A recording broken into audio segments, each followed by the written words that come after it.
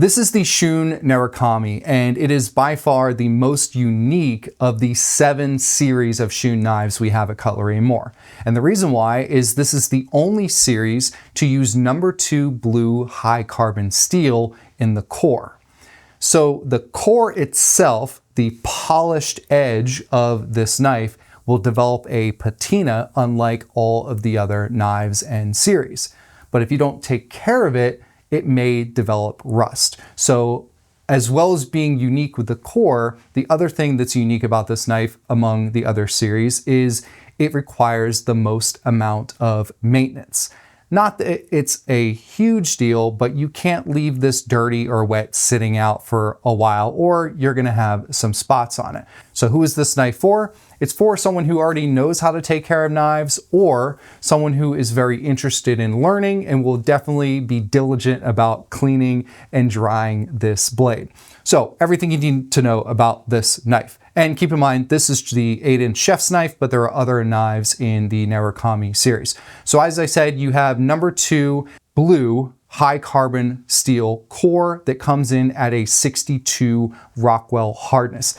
That 62 Rockwell hardness is the hardest in the Shun series as well. The entire blade is full tang because this goes down into the handle and it is fully exposed. It is double riveted into a black and gray handle that has very hard angles at the butt of the knife and pretty sharp curves right into the top of the handle. What's interesting about this is that if you're used to more Western style knives where you're holding it at the handle, you can actually almost get a pinch-like grip right here at the top of the handle because of the way it tapers down.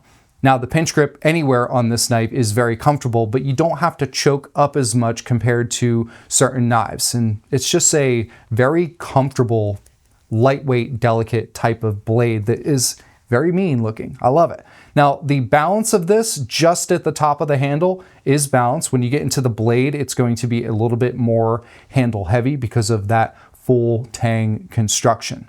The blade itself is also a little bit taller than the other Shun knives. And when you're looking at the triangle here, you'll see that the tip is just leaning towards the spine.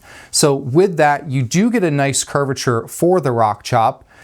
At that 62 Rockwell, can you do it? Is it designed to do it? Yes.